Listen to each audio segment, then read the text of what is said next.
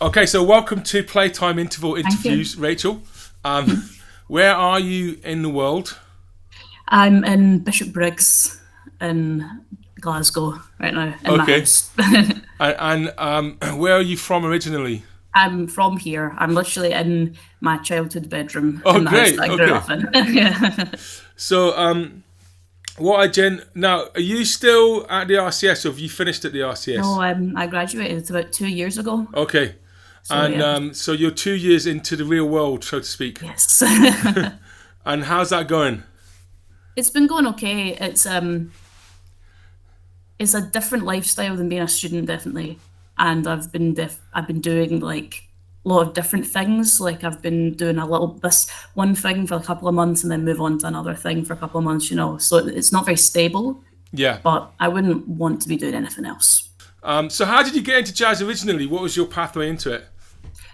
Well, I started playing music when I was quite young. I started playing the flute through school when I was really young, and then I think I picked up the saxophone when I was like a teenager, and then I joined the Eastern Bartonshire Schools jazz band, Okay, cool. and that's run by a man called Stuart Carson. Okay. If you know, and yeah, that was pretty much it. Like I got into jazz from that. And how did you get um, was it straightforward getting saxophone lessons and getting hold of a saxophone?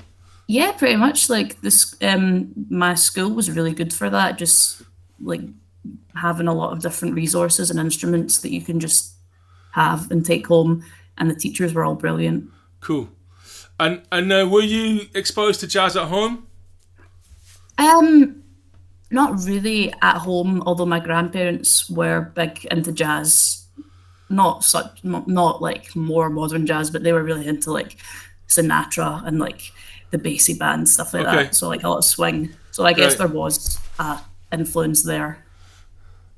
And so you were doing the big band, and what? Because I used to run Nijos with Oh yeah. Laura McDonald, and at that point, it was generally 50-50 up until a gender split up until about 15, 16.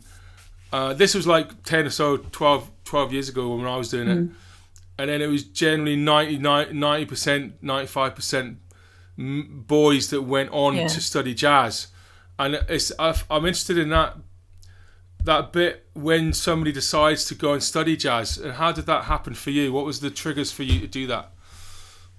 I think, I mean, honestly, it was probably realizing that I wasn't good at anything else, and I was like, okay, I'm gonna have to do music. But it definitely did feel like something I had to do. Like I knew that there wasn't anything else for me in the world that I could have possibly done. It was your destiny sort of thing. Yeah, And was that yeah, based yeah. was that based on how much you enjoyed doing it, or was it a kind of like that's I want to go there, sort of seeing a place you wanted to get to in the future? Yeah, I think so, but I've never really had like a set plan of like, oh, this is where I want to be in 10 years, so or such so on. But I do find it hard to visualize where my future is going to go and where I'm going to end up. So I think it just felt like a sort of thing in the moment that well, I obviously at the time I knew that I wanted my career to be in music and I Right. wanted to be playing music full time, and that obviously seemed like the best option to go to RCS. Yeah. Cool. And how did you find studying there? I really enjoyed it. I loved the people, loved the teachers, had so much fun, and I learned a lot. And I think it was really good. It was great for building my individuality. I think because obviously you're in a small group of in your year group. There's only like seven of us or something, and everybody has their own style and their own like hero and their own way of playing. So Yeah. it's really cool to listen to people and think, all right, so you listen to Coltrane, you love Coltrane, and you love Dexter or something, like you can tell, And who did you which love? is really cool. Oh, Dexter, yeah. Okay. Yeah, Okay. he was just like my absolute hero for saxophone playing. And when did you get into Dexter? That I mean, because that's a really interesting choice. But yeah, when did you get into Dexter? Yeah. Probably about when I picked up the saxophone. Like, I Right. think he was one of the first saxophone players that I transcribed, and Okay. I just did like a lot of Dexter transcriptions and realized that I just really loved all his phrases. and it's sound. It's big, massive sound. Like it's so great. Wow. Okay, that's very interesting because I always think that transcription is a transformative process. It sort of changes your brain. I transcribed a lot of Tony Williams and Alvin Jones and but then you see these books of transcriptions that people can buy. Yeah. But did you do it from the record? Yeah, I like doing it by ear. Yeah, because I think buying the book is just missing out on the most important bit, which is listening to it and kind of. Okay, cool. I love the sorry. No, go ahead. Just like the whole internalizing it and being able to sing it part is so important for me. Like I feel like if you can't sing something, then you can't play it. Yeah. So that was definitely like a transformative thing for me to learn. Like, okay, if I learn how to sing this line, then I'm going to be able to play it. That felt like a massive jump forward, like a door had been unlocked in my brain or something. Yeah, I mean, there's an educational program in the States, but I think they're trying out in Jazz North where they're getting young kids to learn jazz solos to sing them from memory, as a way of getting them into jazz, which sounds like a cool way of doing it. Yeah. There's this guy called I think his name's Erling Axtell, who teaches at Trondheim, and he did this talk at the Scottish Jazz Education Conference a few years ago, and he had this video of I think it was someone like Jan Gabarek singing a Coltrane solo when he was about 15 or 16 or something like that. Just sort of the belief that this thing when you really sort of internalize a piece of jazz like that at that age, it's a massive deal. Mm-hmm. Because if you start doing that, then you can almost like predict where things are going to go. Like sometimes I'll hear myself like listening to a jazz solo, and I'll, based on like if you hear what the chord progression is, like sometimes you can even predict like what the solo's going to do. Yeah. Like I find that sometimes, and I just think, like I do it unconsciously, but then sometimes I just like I do it and I think, oh wow, like that's such a weird thing that you don't think about, but your brain just does it automatically. Yeah. And have you transcribed anybody else other than Dexter? Yeah, I've done.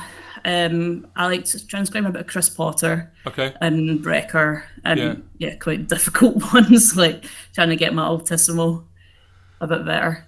You what? And I like my altissimo, like my high. Yeah. And I love transcribing vocalists. I think it was an Ella solo was the first ever solo I transcribed on the sax.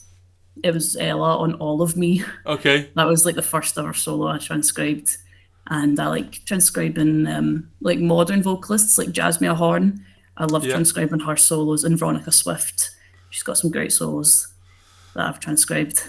But yeah, I actually really enjoy even like Chet, and I love transcribing vocalists. I feel like it really benefits my playing and my ear, like almost more than transcribing a horn player in a way. Yeah. Cause I've been really getting into conical, and I think there's something similar about speech, speech rhythm patterns going into your brain in a different way. Yeah. And then in terms of starting with Dexter, it's a kind of massive figure from the tradition. As a young sort of professional jazz musician, do you have a sense of? I've seen you play one time at the Traverse and Douglas and that, and it sounded great. It was like a few years ago, and coming out of college, and then it's like this sort of vista of the jazz scene or the music industry.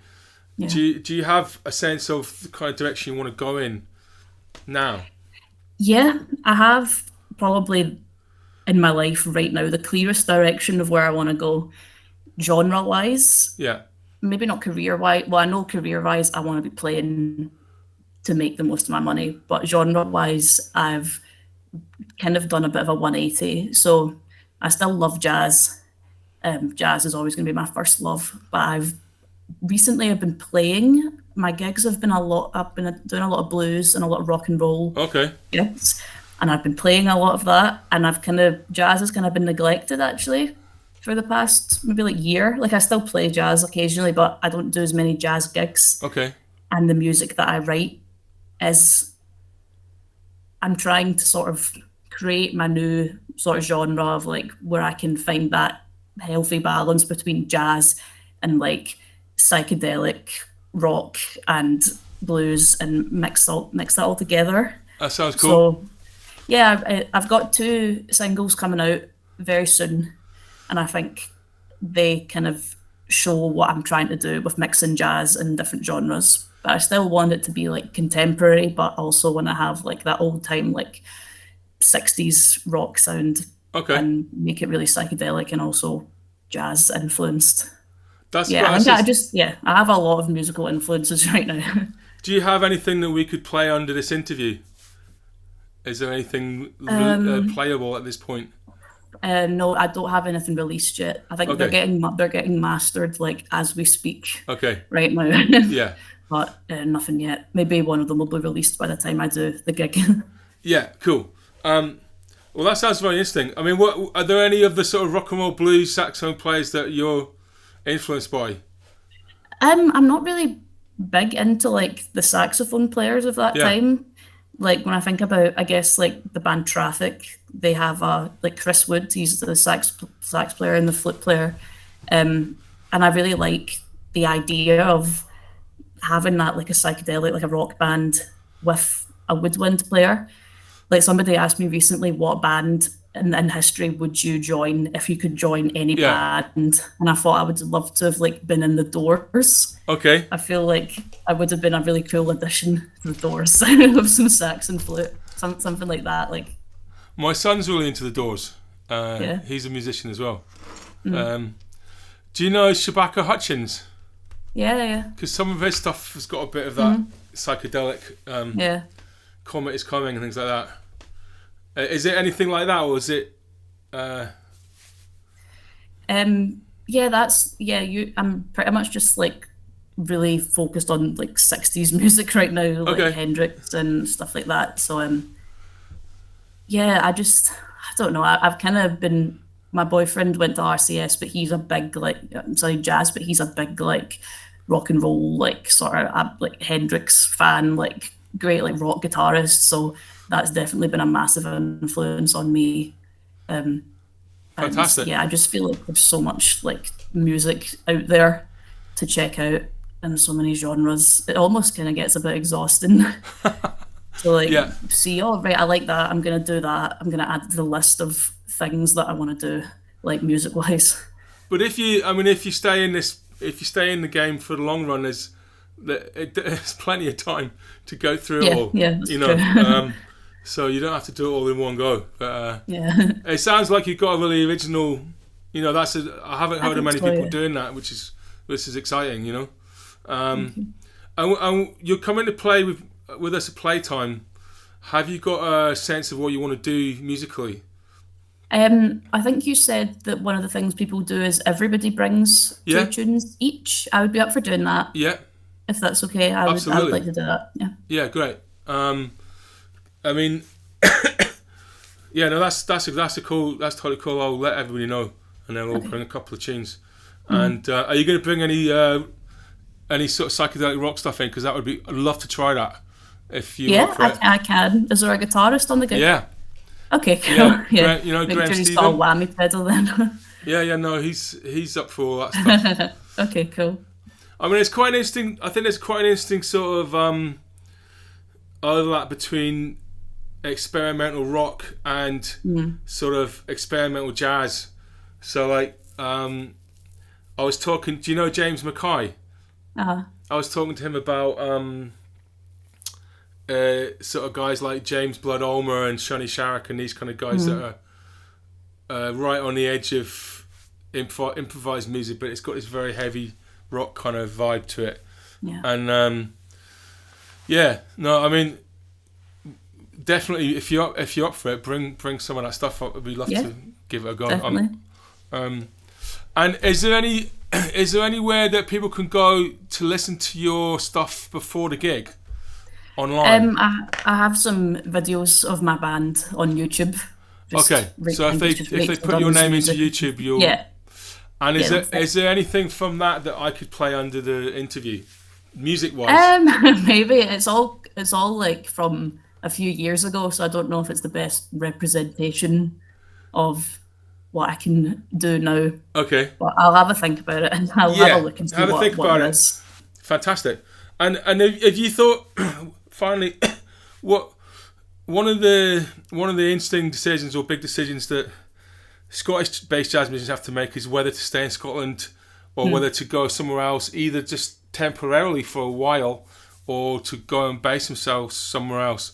And what are your thoughts on that? Have you got any thoughts about going anywhere else? Or I actually went to Copenhagen last year. Okay. And we checked out a lot of the live jazz, and that was really great. There was so many amazing musicians, and they were all so friendly, and it seemed like a really cool place for live music. And at the time, I was considering like maybe in the future I could split my time between Glasgow and there. Like I'm gonna go back and take my horn this time. Okay. Because it's always a bit like going to the jam and not having your horn. It's so like frustrating. Yeah. Yeah, but I would love to go back there and explore the music scene a bit more, because I really fell in love with it when I was there. I think it could be somewhere special. Yeah. It's expensive though, isn't it? Like yeah, it's so expensive just for like a pint as well. Yeah. Because I don't know how much it is now, but it was last time I was there. It was about £8 a pint. So yeah, yeah. I mean, there's so many interesting places to go, but also Scotland's. There's a lot of good energy in Scotland up to a point at the moment. I love Glasgow, so I don't think I want to leave Glasgow anytime soon. Yeah.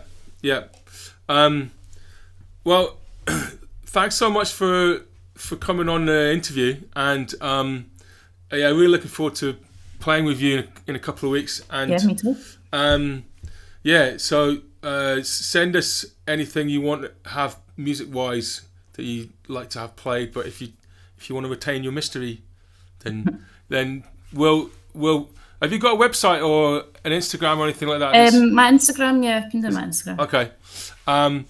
Yeah. So what's your Instagram?